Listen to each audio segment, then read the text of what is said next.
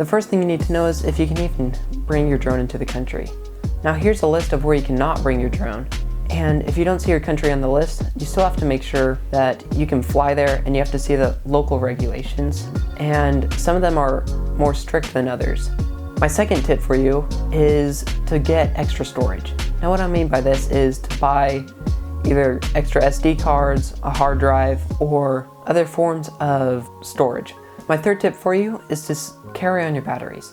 Now if you're traveling by an airplane, you have to carry on your batteries and you cannot check them in. I would also even see if your drone is allowed on the airplane, because some companies do not even allow drones. My fourth tip for you is to make sure you discharge your batteries. You would want to discharge your batteries anywhere between 60% and 40%. Now this could be different on your drone, but it's 3.7 volts on each one of your cells of your battery, and it should look like this.